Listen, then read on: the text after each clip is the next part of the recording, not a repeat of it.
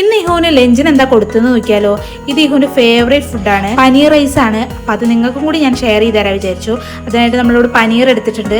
അതിലേക്ക് കുറച്ച് മഞ്ഞൾപ്പൊടിയും കുറച്ച് കുരുമുളക് പൊടിയും ഗരം മസാലയും ആവശ്യത്തിന് ഉപ്പും കൂടി ചേർത്ത് നന്നായിട്ട് മിക്സ് ചെയ്ത് മാറ്റി വെക്കുക. കുറച്ച് നേരം റെസ്റ്റ് ചെയ്യാൻ വെക്കുക. അതിനുശേഷം പാൻ വെച്ചിട്ട് അതിലേക്ക് കുറച്ച് ബട്ടർ ഒഴിച്ച് കൊടുത്തിട്ട് പനീർ ഫ്രൈ ചെയ്തെടുക്കാം. ഒരു വശം നന്നായിട്ട് ആയിട്ടുണ്ട്. ഇനി ഒന്ന് മറിച്ചിട്ട് കൊടുക്കാം.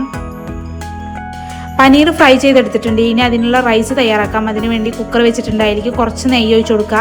അതിലേക്ക് നല്ല ജീരകം ഒരു ചെറിയ പട്ടയും ഗ്രാമ്പും ഇട്ട് കൊടുക്കുക. അതിനുശേഷം അരിഞ്ഞു വെച്ചിരിക്കുന്ന സവാള ഇട്ട് നന്നായിട്ട് വഴറ്റിയ ശേഷം അതിലേക്ക് റൈസ് ആഡ് ചെയ്യാം.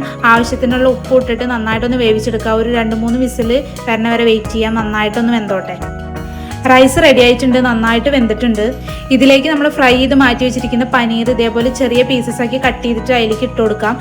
എന്നിട്ട് നന്നായിട്ടൊന്ന് മിക്സ് ചെയ്യുക. അങ്ങനെ പനീർ റൈസ് ഇവിടെ റെഡി ആയിട്ടുണ്ട്. ഇനി നമുക്ക് ദിഹുവിനൊന്ന് കൊടുത്തു നോക്കാം.